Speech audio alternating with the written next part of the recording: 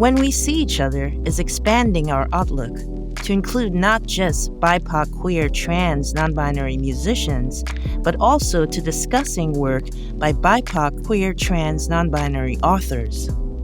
So I invited a couple of my friends I know from writing workshops for BIPOC poets organized by Kavi Kanam to join me. Serena, Oduro, and Christopher Silverberg are both amazing queer writers who I admire. And in this episode, we'll be discussing the genre-expansive novel Pet by Nigerian non-binary author Akwaeke Emezi. Here we go.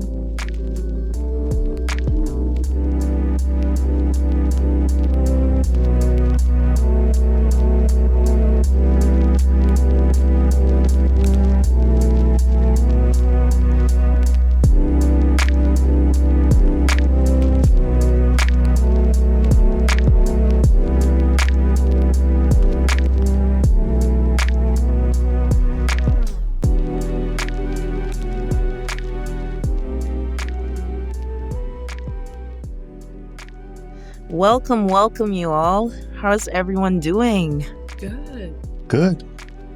All right. I have to say, I totally miss you guys' faces so much, seeing you every week at workshop. It was a really special group that we were in, and I feel so blessed and just completely in awe of both of you and everyone from the group itself. But before we get into the book that we're discussing today, I just wanted to just recognize, basically, we lost a great one. We lost Nikki Giovanni this past week. And I just wanted to ask if you all have a favorite Nikki Giovanni poem. I don't have. Well, okay, I sort of do.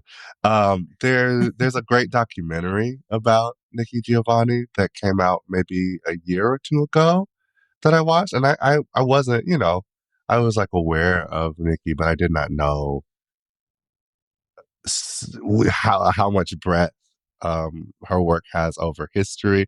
And honestly, I couldn't bring it up, but the poem that kept coming to mind was "Can You Kill," which maybe is like heavy, but that one comes to mind. And then also the documentary is called "Going to Mars," the Nikki Giovanni project, and it's named after, obviously, quilting the black-eyed pea. I think the subtitle is "We're Gonna Go to Mars," and it's just comparing the journey to Mars to the journey of the Middle Passage, and basically saying, if you're going to send people to Mars, you need to send Black women, because that's who knows how to go through the unknown and become something completely different and survive that, and thrive after that. So that's what's on my mind. And also like a wide spectrum. Like Nikki went from there was a very militant, moment. There was the very autobiographical moment. There was the very aspirational moment, sometimes very inspirational, sometimes very hard truth. And so it was, yeah. And also just clearly touched and influenced and held up so many people. Incredible. Right. What about you, Serena? Yeah, it's funny because I don't know as much Nikki Giovanni's work as I want to know. I think and maybe that's my insecurity as a writer sometimes, because I feel like there's so many greats that it's like I haven't even touched, their collection. I have seen Nikki Giovanni. I mean, obviously, I've definitely heard of Nikki Giovanni and seen a lot of her work shared around. So definitely one that I've seen shared that I really liked was Allowables about I Spider. Actually, I don't know. I'm always interested in poetry that can use form and language in a way that's so accessible yet so just very impactful and very just on the nose. But yeah, I think Nikki Giovanni's passing is definitely a invitation to me to go deeper, because I can't claim great knowledge of her collection of or body of work, especially because I know it's so long. But it did actually make me happy to see that she passed. I don't know, I just been thinking a lot about old age and actually really making it in old age and stuff. And so obviously sad when the greats pass, but at the same time, I'm like, it's just, and I've just been thinking about death a lot lately. I'm like, it's a cycle of life, and I appreciate it when Black people are able to enjoy older age. Yes. Yes. And then, and also, especially Black queer people who make it to 81. I mean, like, seriously, I was just like, wow, I didn't even know she was 81. I mean, I knew she was an elder, but I didn't realize it was 81. Like, that's really huge. So yeah, I mean, I really felt sad when I heard it. Um, but then also, like you, Serena, I agree. Understanding that she made it to that point, um, and she gave so much to us. Like, she basically made the framework for us, essentially. So yeah, so I'm really thankful, and I think that's the best way to approach her passing. It passing as like a a celebratory moment. Um, so yeah. So okay. So switching gears. Well, I didn't say what my favorite poem is by Nikki Giovanni. So my favorite poem by her is "Love is a Human Condition," and I think I did share it on that chat that we are all on. And I really love this poem based on the analogy that she's making with amoebas, because at one point I was basically drawing amoebas for some weird reason, and I don't know why. I was obsessed with them. And when I read this poem, I was like, ah, yeah, that is why. So anyway, but anyway, yeah. So our book that we are discussing today, Pet. Um, I wanted to first start off by like just asking you all, what did you all think about it? I mean, I really felt like this was really written for Black, trans, non-binary, maybe even neurodivergent people, just based on the protagonist being a trans girl, a Black trans girl, and then also like you know everyone in the story is Black as well, and except for Pet, who is this supernatural being who is outside of race.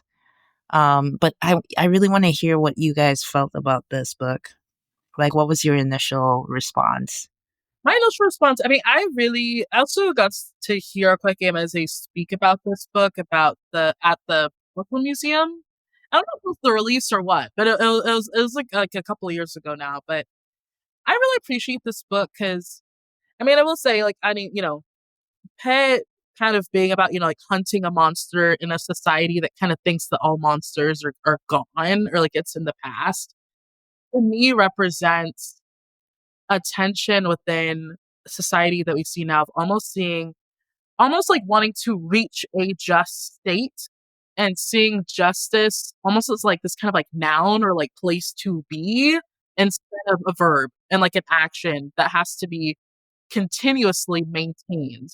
Like like a garden, like you don't get to just kind of make it really pretty and be like, now the garden's done. It's like, no, then, some weeds are going to grow and like all that stuff. Like, and so that's something I've noticed a lot in general, or just like a general tension in society. And I think this book kind of like masterfully gets at that issue in ways that I don't often see. And I think through the character of Jam and Pet and like, like wondering like who is it? And also it being, I know this was, I believe, Akwaeke Emezi's first like YA novel. I think it was also really powerful to have that the theme of justice as a verb. That's what I'm going to call it as, like justice as a verb being the theme, and also exploring that through YA instead of even like a more adult, geared novel. I think is really important. I think YA often actually does deal with very political undertones, and I mean that's in the history of YA, and even really popular ones like Hunger Games and Divergent. There's so many of them, like they're all political in some way, um, extremely so. So yeah, I think that's like coming out of it. I don't know, I just had a huge appreciation for that being delved into, and in a Black town too. Because I also think even sometimes for Black folks, it's like, oh, white people are bad, but if we were all together, things would be great. And like, Right, I've right. built all black spaces where that's not the case. Yes, we might not be dealing with racism, but that doesn't mean we're not dealing with other things. And even the resulting, I mean, I don't know if we're supposed to spoil it, but even the resulting harm that they have to, that is, what's kind of the monster in the town, it's not about racism, but it's about something else that's very detrimental and has been something detrimental in the Black community and in all communities, unfortunately. So, yeah, that's what I appreciate about it. Yeah, what about you, Chris? I'm a sucker for any kind of like speculative fiction, like I really love, especially like the sort of like, this is kind of like a possible world that our world could be. But then here comes the magic that's like completely out of left field. And so this was like, I didn't know anything about it going into it. I did not know anything about Akwaeke Emezi. Like, what a great art! Like, really, I want to read Freshwater so bad. Yes, So yes, that's coming yes, soon. yes. I feel like that may be our next read. Yes, yes, yes. I Do mean, that. but Yeah. yeah, anyway, just to touch on what you said, Serena, like, in terms of justice being a verb and being continuous and not just stuck into like a vacuum. And then also, the fact that, we're basically creating a garden here, and there are things that are going to happen. There are going to be weeds. There are going to be this, whatever. That imagery just reminded me a little bit about like how we treat what is in the garden, and we treat nature in general in this way that is just not even. I want to say it's kind of like related to um, how. Uh, how like it's related to perfectionism. It's related to something that is somewhat unnatural in a sense. And it's also it's related to being in a binary in a way. Um, so yeah, like there's a couple of things that came up for me during while I read this book, particularly in terms of the binary. Um, like when, uh, for instance, when the whole idea of like the book being intrigued by angels and monsters, and you have to be either or. You can't be both of those things at the same time.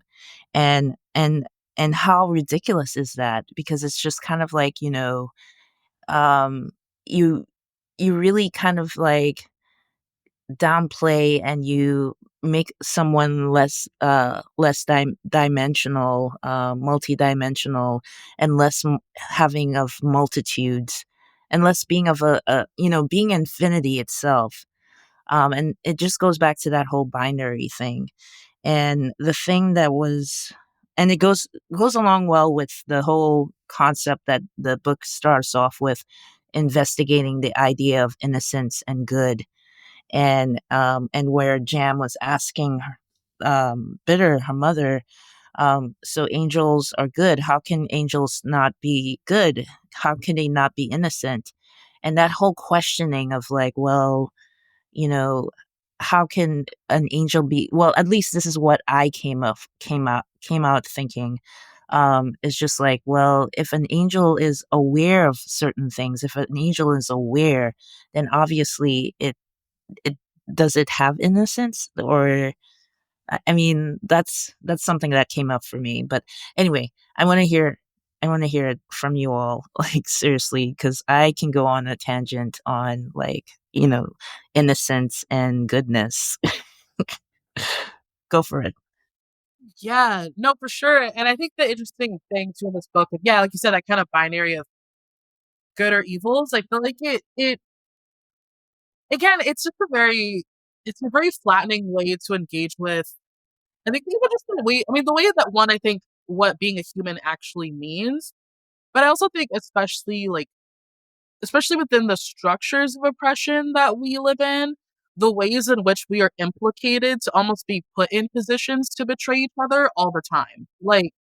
And I say that even like for me, it's like, I always think of, so like my family, like I'm Ghanaian and also Jamaican and also African American. So like I have like a lot of like different backgrounds and stuff, but like I'm very aware, even though it's like I'm a queer Black woman, it's like I'm also American. And so when I go and visit Ghana, it's like I am bringing in a positionality that by its very nature is meant to and often perpetuates harm.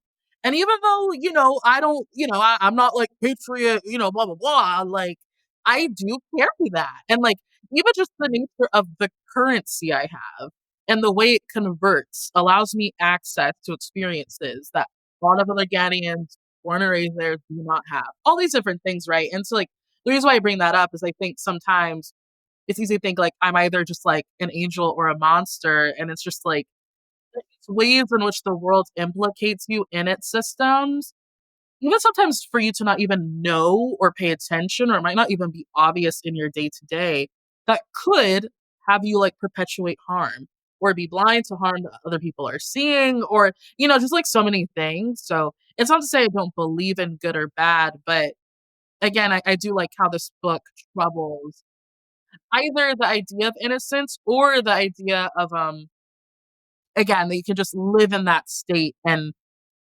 be in it just kind of like in a passive way. Like even if you were good, even if your society was good, you still need to participate in it. You can't just like take your hands off the wheel.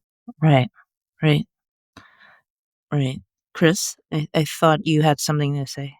Oh, yeah, I was also really, really intrigued by that idea. I think that the quote is like something like innocent is not the same thing as good or something like that. I And I actually thought that marked was it all. really, did you? Yes, but go ahead, go ahead. I'm Well, I'm gonna find it in the book. right, I'm over here scrolling like, where is it? Yeah, the idea that good and innocent are not the same thing. And then also, Serena, what you were saying about like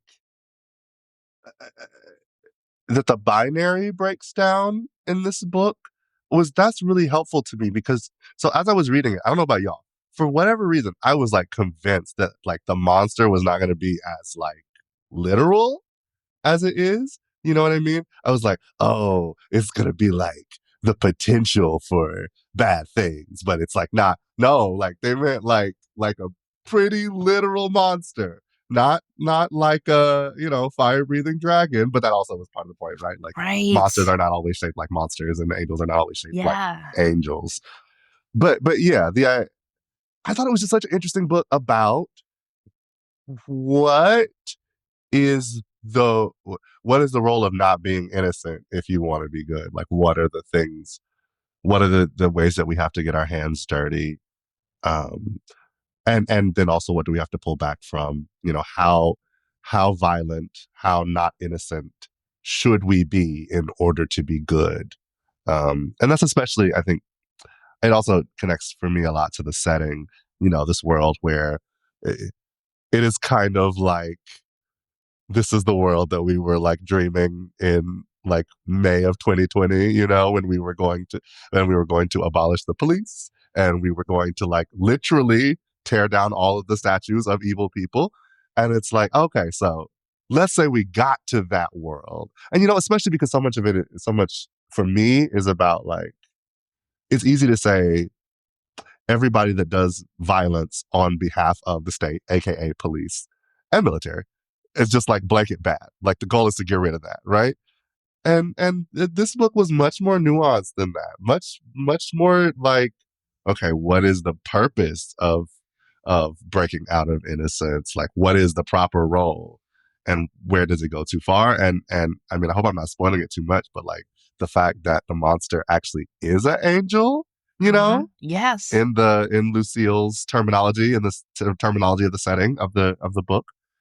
Yeah, it was that was really good, but also, I'm seeing more the shades of nuance even in this character, and that's just like such a great literary achievement to be able to create a character that is clearly a monster, like not confused, not unclear, not like, oh, but he's only a monster because blah blah blah blah blah blah. No, he's a monster. Maybe there is a blah blah blah blah, and maybe we'll get to that later after the monster is no longer doing monstrous things. But even that monster does oh, well, it's an angel that's a monster and actually has such a constructive relationship, really, to me, like the two biggest characters to Redemption and to Jam. So yeah. But there's shades of gray everywhere. What a good writer. Yeah, like seriously. And you brought up some really good things that I want to just mention. Like when you were talking about the innocence and good and the angels. I was, that reminded me of this part early in the book where Jam is like trying to figure this out, trying to figure out what is exactly an angel and what exactly is innocence and what is good in a way. And this is what's in the book. Our angels, she signed, the ones here, are they good? Are they innocent? Angels had to be innocent, right? This is when she's speaking to her mother, Bitter. Wasn't that the whole point of them, to be good and innocent and righteous? Bitter tilted her head, and something sad entered her eyes. It's not easy to get rid of monsters, she said. The angels, they had to do things underhand, dark things. The sadness in her eyes deepened, and Jam took her hand, not understanding what pain was coming up, but feeling it ripples in the air. Hard things, her mother continued. You can't sweet talk a monster into anything else when all it does want is monsterness. Good and innocent, they not the same thing. They don't wear the same face. And so yeah, that just really resonated for me in a way, and just going back to what you were saying about how it is very nuanced. And that's how that's our existence. I honestly feel like that's our existence. Our existence is in nuance. Um and it's just kind of like, how can we, I wonder sometimes, like, are we just wired that way to make it simplistic in the way, not, simplistic in the way of like not recognizing how dualistic and also, and how like I will keep saying this, how we are all multitudes and how we are all, infinity, you know. And so it's just kind of like, how have we gotten to this place where we can't really see that about ourselves? How did we, I mean, I feel like, okay, yes, indoctrination, of course, has made us this way in our thinking. Um, but yeah, I don't want to dominate too much of the time. But yeah, Serena, I think you had your hand raised. Yeah, no, I think the thing about what you just said about, yeah, like what I mean, obviously it sounds trite. I think it's easy to, yeah, like you said, talk about like the systems of oppression and stuff that like flatten things. But I do think that's true. I also think it might naturally be a little bit of like human nature to like flatten ourselves. And also it's interesting because I don't know, I feel like for me lately, just thinking about society and justice, even just personal things like, and actually I loved Chris your example of actually being back to May of 2020 because it even reminds me of that summer of like obviously having like I think was like a righteous goal or like a good goal.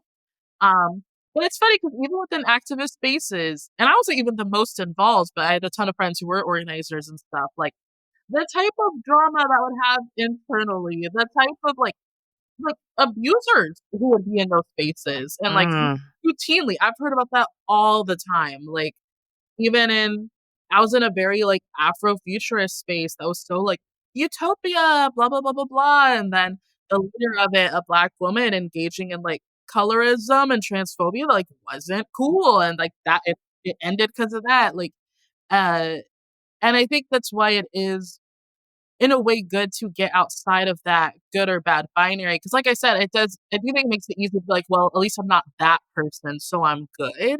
And it's like, but there's still just someone else you could harm. And also at this point to me, I'm not sure if the point in life is to not harm. I feel like the point in life is to repair. Because I'm like, I mean, you should try not to harm, but, but like, I'm like, but at some point, it's like you're gonna hurt someone's feelings. You might even betray yourself. Like you might act in ways that don't align with what you think is right or others, but it's like, how do you, I don't know. It's like, is the point that the world isn't bad, or is it the point that we can learn or like get better? And I feel like even through that discovery for this town, even though it's kind of horrific, it's like maybe that will actually kickstart that process of like, how do we get better? Um, Though I think the one and the interesting thing even about this being speculative fiction is, as Chris you said, it's like it is interesting even thinking though of like a state that like, you know, we had this injustice, we got over it, and it was perfect. Because I'm like, even that isn't real. Like that's not real. So it's like even the basis of it is a speculative element. I think to almost like in a way masterfully zoom in on that problem of the fact that it's not reality and like Mm, with that and like especially when that's like a lot of people who are like dedicated to liberation, that's almost their like it's to me, it's almost like a very kind of like Christian mindset of like reaching that state, like reaching that heaven. It's like once we just pop that, what do we get? And what do we have to like work for? Right. Yeah. Wow. Yeah, totally. So you brought up a lot of things and but I just wanted to go back to this one thing that I was thinking about that came up for me in the book. I felt so much of what was happening, and I mean, and I think we are all in agreement that this book is, even though it is speculative, it is also a reflection of what is happening currently in our lives, in the world, and and has been happening for years, decades. Um, and that part where the narrator says that the people of Lucille had reached a breaking point of enough is enough reminds me and kind of makes me ask, have we currently gotten to this point collectively as we're about to face, who's going to be there in 2025?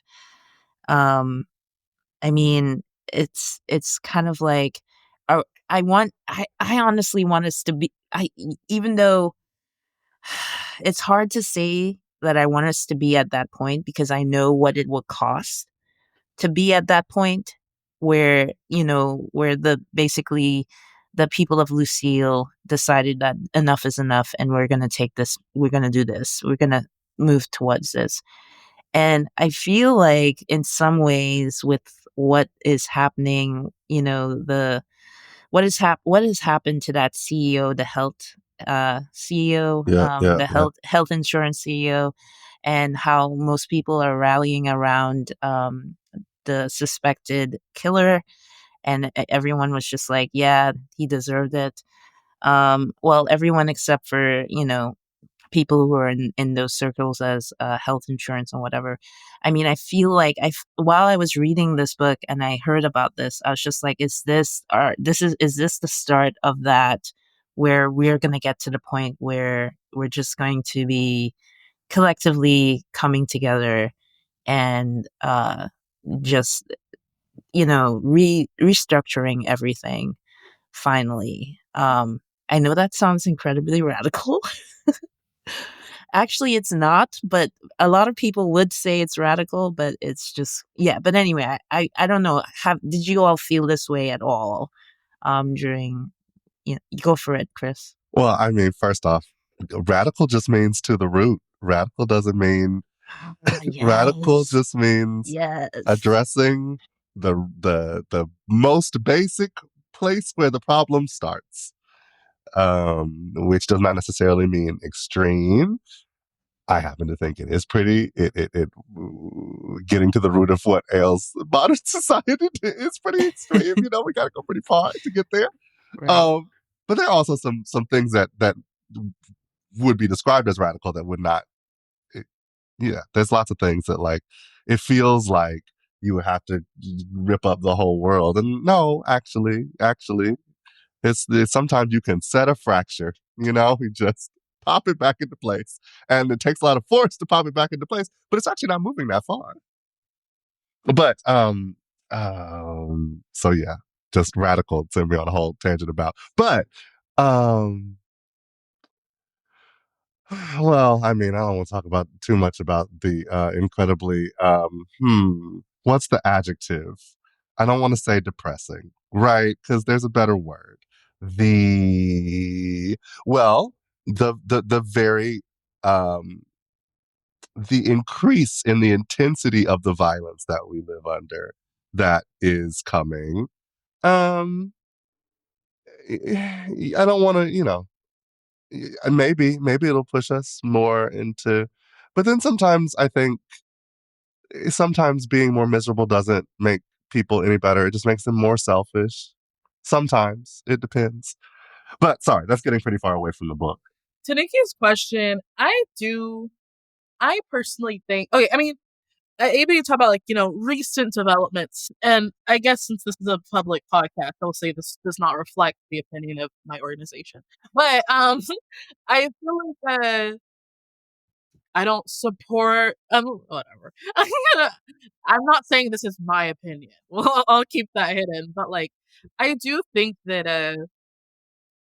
I think what has been exposed through recent developments is that instead of going at each other, we can go after the top. And I do think that is powerful. I do think it broke. I like very much believe in energy, and I feel like I could feel something pop. Like there has been a a energetic barrier between the wealthy and the rest of us that's not actually real, but a construction of their own mythologies and ideologies and all that stuff that makes it feel like we can treat you harm and you can just fight down there. Like, we don't care if y'all shoot each other, the kids, or the blah, blah, blah, or you starve, but it don't touch us, right? Like, that does not touch us. And I think it actually touching them is a big deal. Like, I guess me as like a history nerd who thinks of being a future historian writing about stuff, even if this isn't a moment they specifically wrote about, I don't think it's insignificant. Um, and because I also think, especially even beyond the action for so many people, I saw one lady on TikTok say that, she normally, if she talks about something, people on the far right will be like, well, you wrong, blah, blah, blah. She's like, this is the only post I've had where but people on both sides have been like, nah. Yes, I know. I think to connect to this book though, I think something that will be interesting in what happens after this future moment. And again, I don't know what will happen, but I think there are things that we can unite on and things that we won't yet. And so I guess to me what this moment has stirred is so much economic disenfranchisement that both sides have and frustration of I mean, I feel like I work a job that if it was 30 years ago, I'd be balling, living a lifestyle. And I'm like, I'm just complaining about the price of yogurt, knowing I'll never probably be able to afford a home. You know what I mean? Like, I think you don't even have to be like quote unquote poor to be mad at the system. Like, most people are not enjoying the system. Like, it does make me wonder about the opportunity for class solidarity. I think the interesting thing is that does not mean that we will reach a consensus on race or like these other issues. And to me, that doesn't mean though that it's not worth riding the train on class to build solidarity and then see how that solidarity can be extended. But I think like I just do think that so even sometimes I do worry, even like when I'm in like as a Black queer person, like Black queer circles, when we talk about like liberation or like what it looks like, it's almost like this utopia if no one else existed, like no one else's interest to oppose ours, no one else whatever. And in reality, it's like there is, and there might always be. And how do we like create and protect as much of our safety, spiritual, emotionally, physically, all of that, and our interests, while also having to live in these such non-ideal conditions. Like sometimes in like philosophy, they'll talk about like non-ideal and ideal theory. And it's just like sometimes I feel like in liberation talk, we are talking with an ideal theory when I'm like, we are living in the most non-ideal mess that is literally possible. Um, and even this book, I think, is kind of tapping into that, but not even the full extent of what humanity actually like. This is a drop. This isn't anything close to like how messy being a human is. So I think for me, it's like how can we live through and protect ourselves through that, knowing it'll always be a mess. Like there's not going to be some utopia where no one else exists. Like that won't happen. Um, to your point about race and class, it's very dialectical. Since we're being philosophical over here, it's very much a you know, like I was really thinking we've had a moment that has been, in some ways, so much about race, sometimes to the exclusion of, and not recently, but, I was reading some articles from 2017, 2018, and it's really striking how much when they talk about social justice movements, they're speaking about race in a way to the exclusion of things like gender and class. And I don't think that that's bad any more than I think that it's bad for, as you say, for us to ride the train of class when we can get better things by focusing on class. Do it. Do it. If it can get better.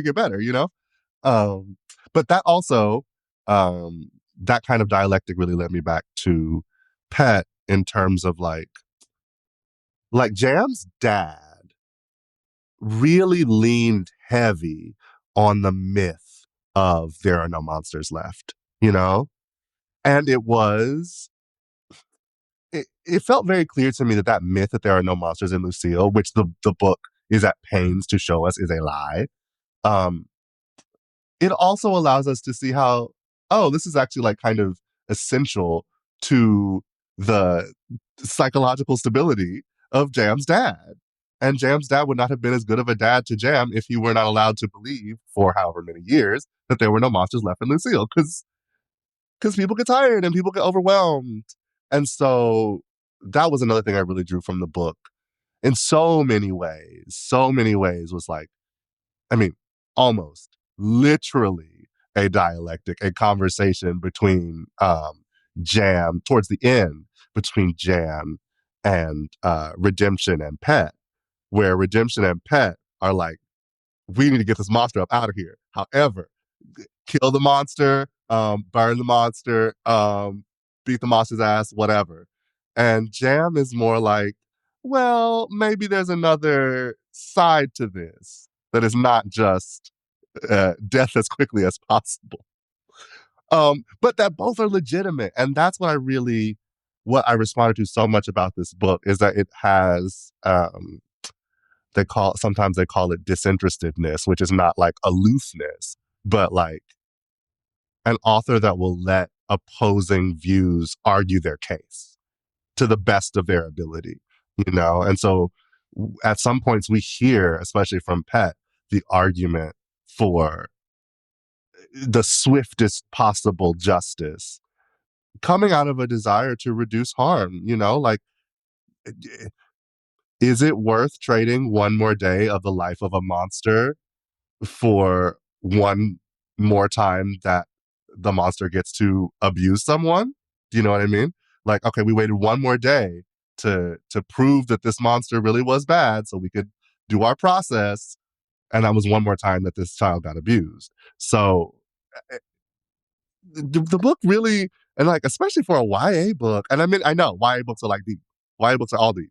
But the way that the book gets at those very deep um dialectics, the back and forth between these contrary views. And I think there are so many of those uh, in the book. Yeah, like I totally agree with you that there's definitely a juxtaposition of different viewpoints and the ways of seeing it, and they both come up to each other, and that whole idea that goes back to that whole idea of the unseen but yet still visible. Yeah. That came up in the book, that totally resonated for me in so many ways, and I know I keep like I keep like comparing this to our current lives and our real lives, and I can't help it. But I see how that is true. I see that how that is true in terms of like what is happening for trans people right now, what is happening in Palestine right now, These are all the things that are happening. These are, there's so much unseen things, but yet visible things that are happening right in front of us. And I feel like this book has just, widen my perspective in terms of that. I wanted to just touch on something that you said, Chris. Something you said, Chris, and then also to just talk about pet in general, like pet, like the this being this supernatural anti-hero anomaly that is pet. um is pet a monster? Like, that's the thing that I kept coming to throughout the book. Is pet a monster or an angel? And I'm not so sure. I don't know. And it's not that I need pet to be a monster or an angel, but it seemed like Jam really wanted to figure that out. And it seems like that was part of like the journey in her awakening. So I don't know. What do you guys think? What's so interesting is like, cause it's funny. I don't think I really thought about that super deeply, but I do find it interesting that Pet One came from an art piece. Like, one, just being its origin, I think is an interesting. I think it's an interesting commentary of what they have found that kind of warrior to propel them to search for justice. If it wasn't for like art or like that person being able to come through that way, which I think is just interesting. And then two, I think it's also a cool authorial choice to have Pet be kind of like, for lack of better words, ugly or like very different from like what we see, in real life, in general, and even playing with that concept. And I think in a way, the methods that Pet wants to use, as y'all said, like just kill him, like whatever, could be seen as quote unquote ugly, especially to someone who's living in comfort. And I think that's also the thing with Lucille. It's like we are comfortable. And again, that's also why recent actions have been so interesting, is because it's like to have people rooting for something when honestly for so long, generally, I mean, not everyone, but like there's a wide swath of the population that has been too comfortable to be okay with violence. To break that seal is a very big deal. Like I said, I do not think it is insignificant what has happened. But to for obviously for people in Lucille or like for even Jam to just like, also Jam's young, so obviously that's like a little off-putting. It is kind of interesting. It almost seems to me like Akwaeke is kind of asking us like, can you accept for justice to come in means or packages that do not look like it's not a kumbaya song. Like it's a little scary. Yeah, yeah, totally. It is scary, and it is uncomfortable. It is all of those things. Um, wow. Yeah. I think Chris, you wanted to say something. Well, yeah, it was Serena, at one point you said something about like coming from a very Christian framework. And I grew up extra, extra, extra, extra, extra Christian, like many of us. Um, and I see in so many Black writers, both both from the continent, from our internal colonies here in America, from just Black people in general, having this struggle with Christianity that I think is very artistically fruitful, Like, so clearly so much of Akwaeke's like inspiration came from angels in the Bible. Like, it's not explicitly stated, but it seems fairly clear that when Jam pulls up old images of angels, that is referencing illustrations of the Christian Bible, and probably specifically what we call the Old Testament, what which is itself kind of a colonial imposition, but whatever, that thing we call the Old Testament. There, it feels like they just like seized on this little piece of it that maybe doesn't get as much play, or that we try to like that is literally as they say in the book, visible but unseen. Like the violence of these angels, like the fact that the text points out the first thing an angel says is "Do not be afraid." Well, they say that because you would be afraid, and that's something that we they preach the story of then this is how Mary found out that she was pregnant with God's baby, and that's so great. They don't dive into, even in the paintings, there's all these paintings of beautiful white people that are supposed to be angels, and that is very much not how they are described in the text. And so I think, yeah, unearthing that uh that visible but unseen aspect of the religion that was imposed upon us, um productively and sometimes unproductively in other times, but like the religion that was imposed upon us, um really like dug something out of it, that was so applicable to modern times. And that's really also, like, we can talk more in general about the intertextuality of this book, like the Gwendolyn Brooks quote, and like I roll my eyes a little bit when they were talking about Stormzy. Like, okay, old school Brian. I have an attitude about UK rap. It's fine. It's great. It's very talented people over there. I just have a little bit, but it was very nice I thought it was effective how so many different texts, the Bible, the music of the contemporary period, Gwendolyn Brooks, were like dipped into to bring continuity with our world. Mm-hmm. Yeah. Did you have something to say, Serena? No, no. I agree with everything you said. Actually, I was like, I need to look back for the Gwendolyn Brooks. Yeah, I have it right here, actually. The quote is, "We are each other's harvest. We are each other's business. We are each other's magnitude and bond." And that, yeah, that's just so powerful.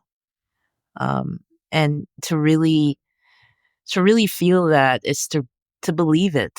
Like, and there's so much love there. You know what I mean? It's just like, wow. It's just kind of like, it makes me question if I'm really experiencing love, in a way. It's just like, are we really experiencing love in this world? It's just like, oh my god. But yeah, yeah. So the other thing that you brought up, Chris, was the f- the fact that culturally, how this book is set up. For me, at least, I felt like, I know that um Emezi wrote this. They basically said that this was their first American book, but I honestly didn't get that vibe that it was American per se. I felt like, honestly, I felt like I was in the Caribbean. I felt like I was in Trinidad, and with the language, with the dialect, the food, and the music.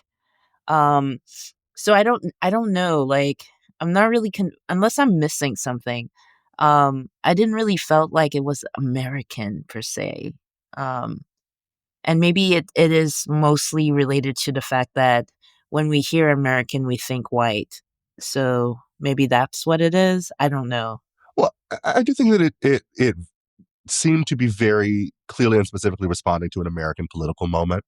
Like when we start getting into, like, we decided that some things, there's such a thing as a just shame around history.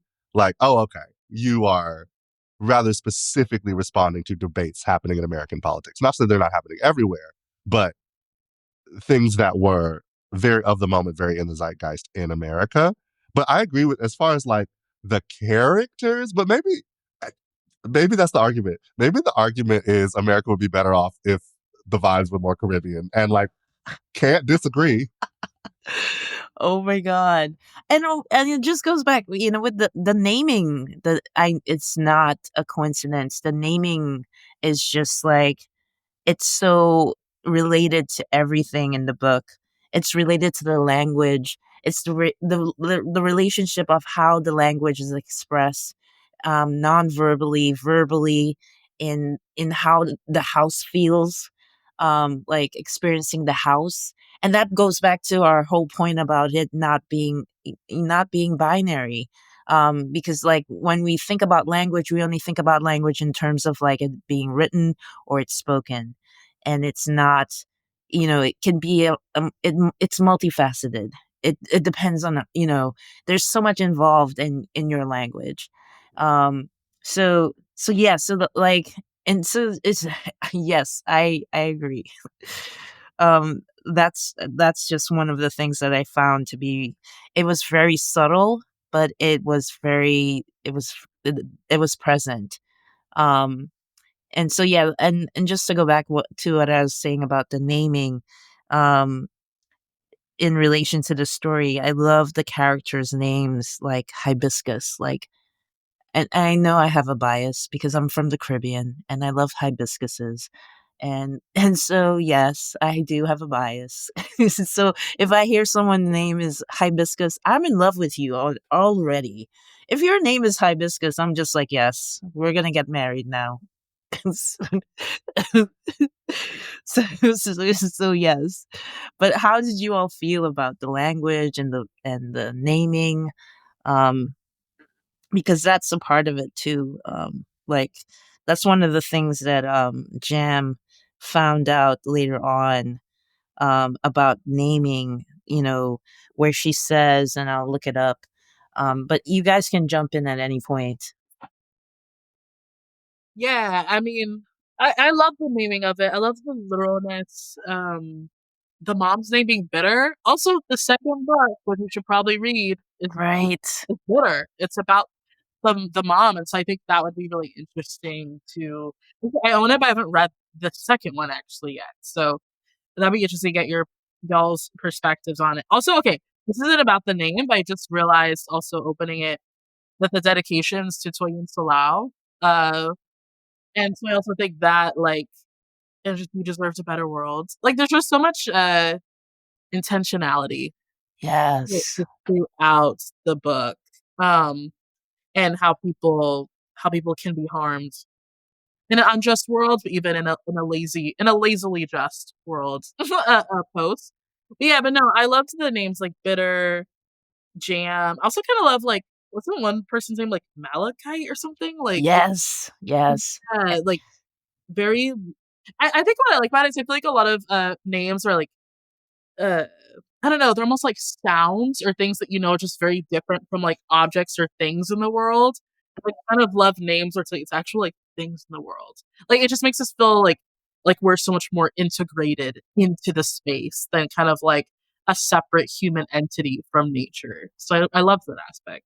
Yeah.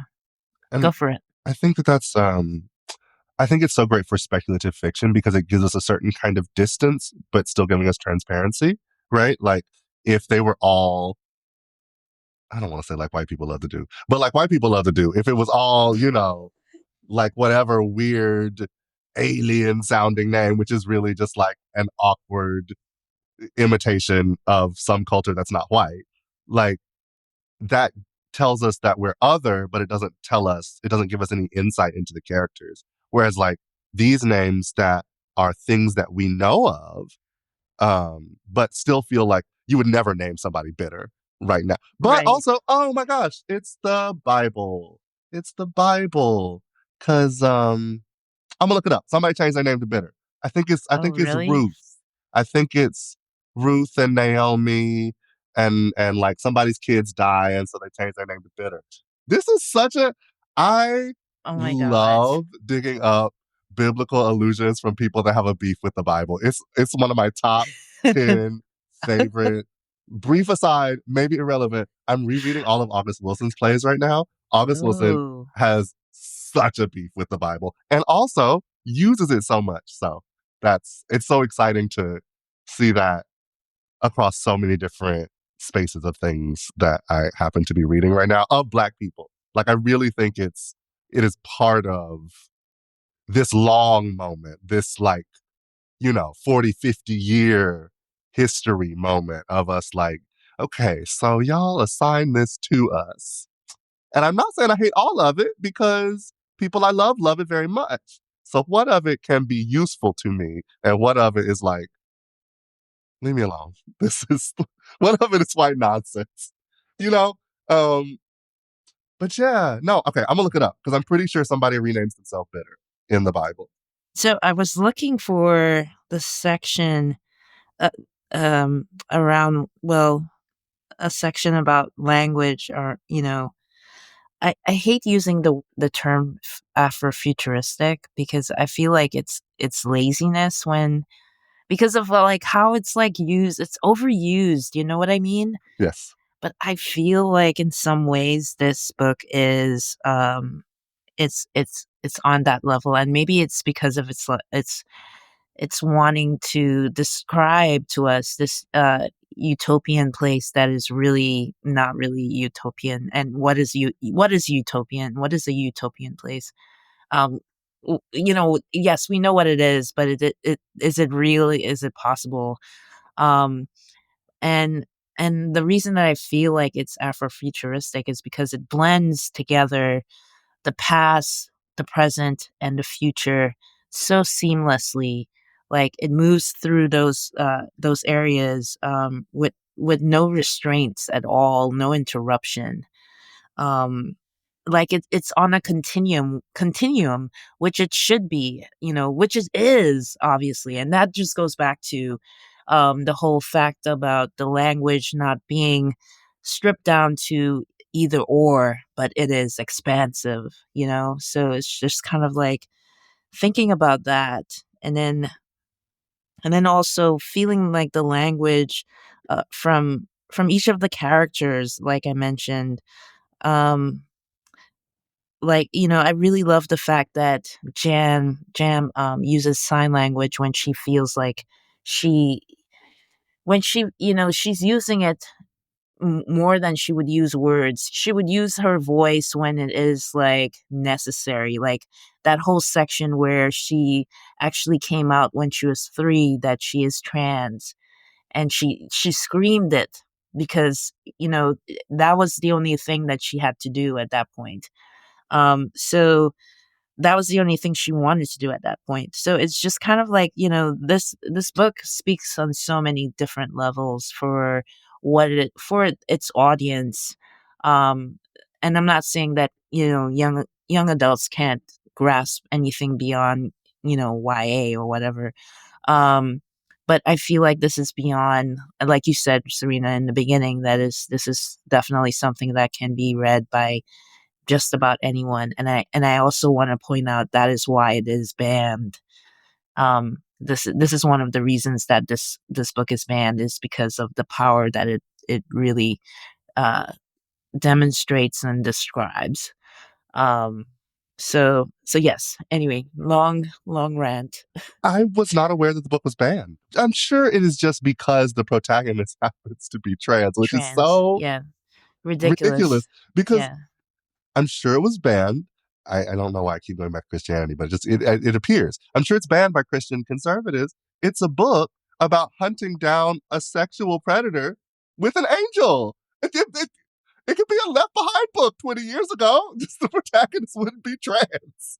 Yes, yes. Like, A and I think also this is how backwards everything is. I think that's one of the reasons that it is banned too, as well as it being trans.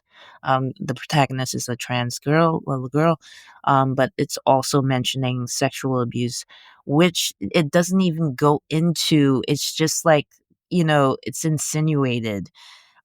There's no, like, description of it at all.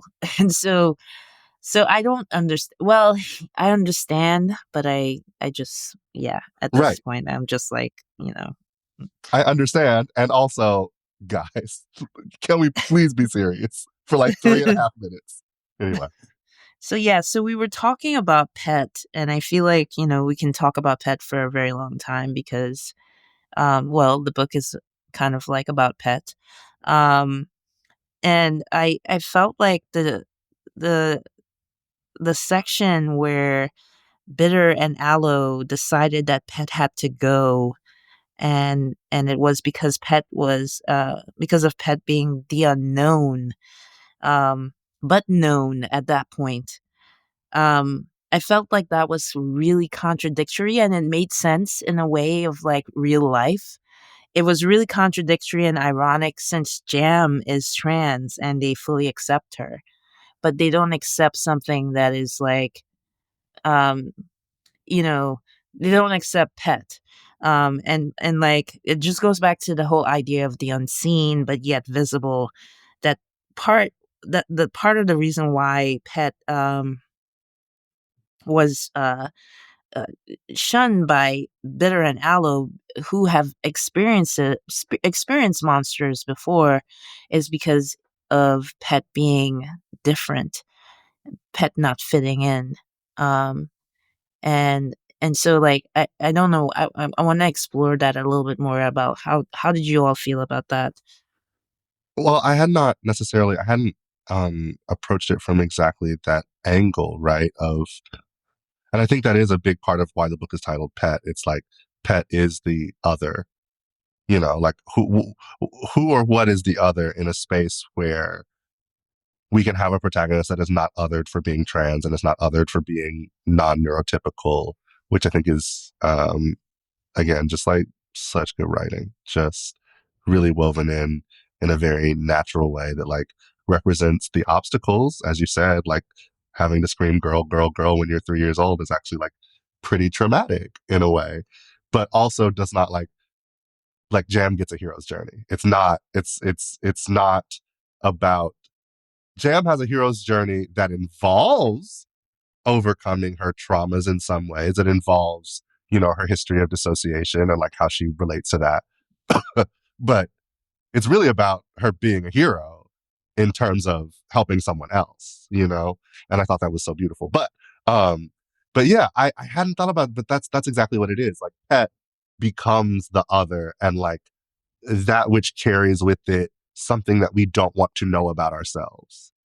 Um, and also how wonderful it is to have the other come in from a space of power and not weakness. We're so used to our others are the people that are at the bottom of society. And like Pet is bound in some way to Jam because Jam called Pet through the painting. But for everybody else, like Pet is not there to harm them, but clearly Pet could. And I think that's a really interesting twist on it's a little X-Men on the powerful other. Yeah, no, and you hit it on the nail, especially in that part where Pet said that it felt like being feared had its own advantages, when you're a thing that does not fit in. So, recognizing that, like what you said, coming into it, your otherness and being powerful, that's a whole other side. And and it goes back to the unseen and being visible at the same time. Because really, you only become powerful when you are seen, kind of, right? Um, so unless the only way, well, I don't want to say the only, but most of the times the ways that you become, other than other than a sense of powerlessness is when you become unseen and invisible. I think, or maybe it's you see, now I'm creating a binary, you guys. God. Also, like marginalization happens in different ways, right? Like it even makes you think of societal wise, like how like in America with indigenous peoples, they try to act like none are even here. So it's like a very like invisibilizing.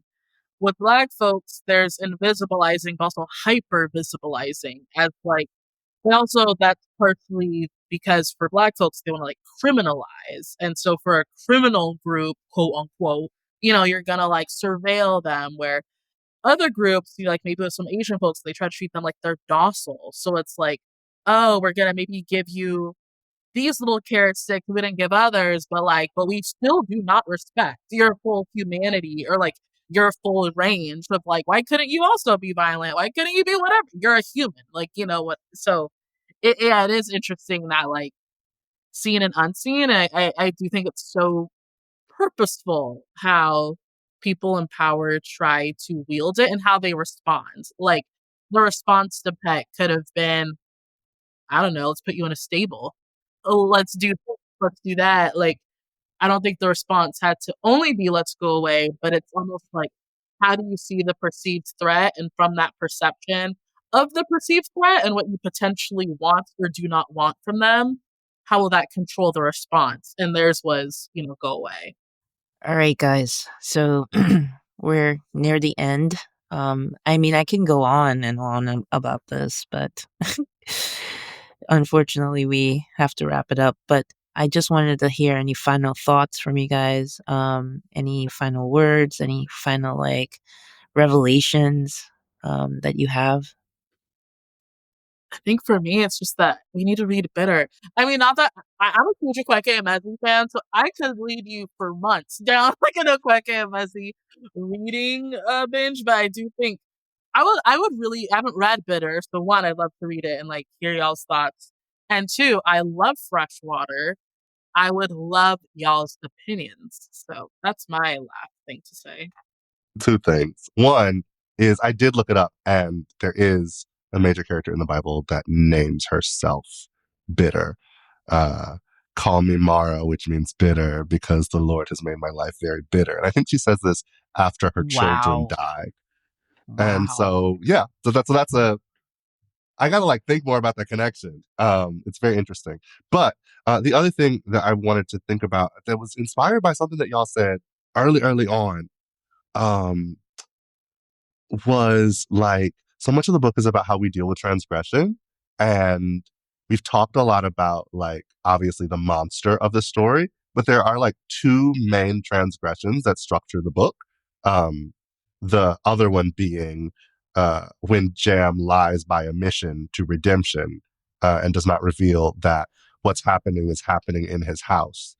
Um, and I thought that it is the book is didactic in we think of that as a bad thing, but it's in such a good way. I think YA allows authors to really present ethical ideas in a way that sometimes we get scared of because oh, it has to be more complex. But it seems very clear, right, that there's a distinction between the monster, which is a kind of violation that requires at least some temporary separation from the community to heal, right? All transgressions require confessing, right? Jam has to confess. Jam has to be, redemption figures it out. And then Jam has to be honest. And crucially, Jam is then later on honest about something else that she could have lied by omission about. And that helps show redemption, oh, you got it. You really are going to be different going forward.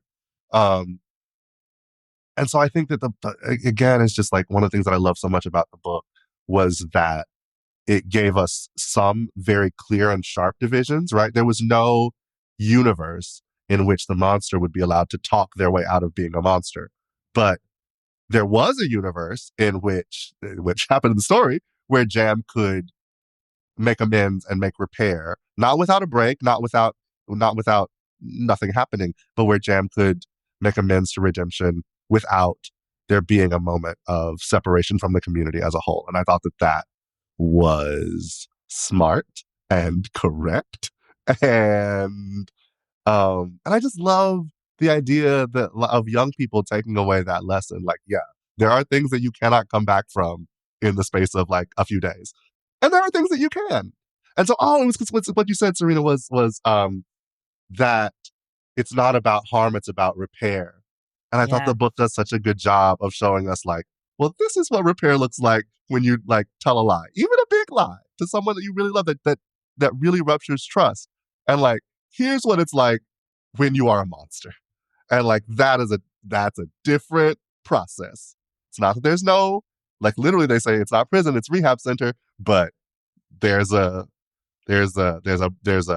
more thorough separation that has to happen in order to get one day possibly to that reconciliation. And not just for the monster, but for the person that knew about the monster and didn't tell nobody, which I also thought was Right. accurate. I see you. Accurate. Yeah. Yeah. Anyway, so yes, those are my. Also, this was such a fun conversation. Thank you for facilitating and bringing this into being. Of course.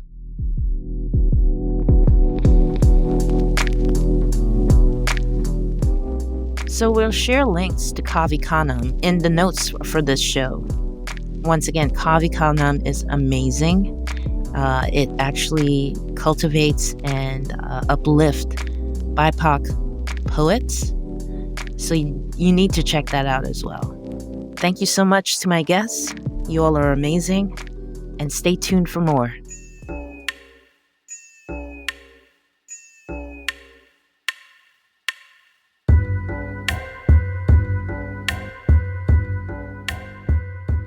Thanks for listening to When We See Each Other.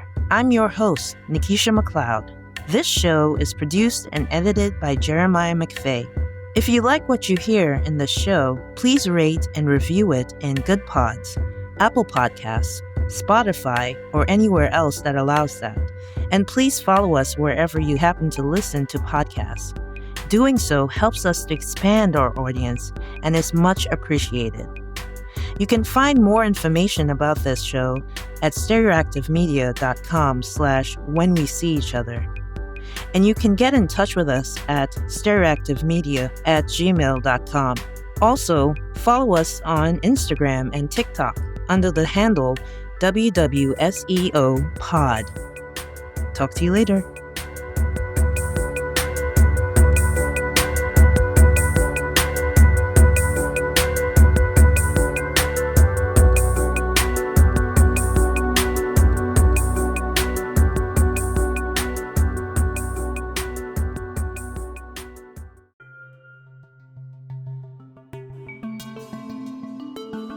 This podcast is produced by Stereoactive Media.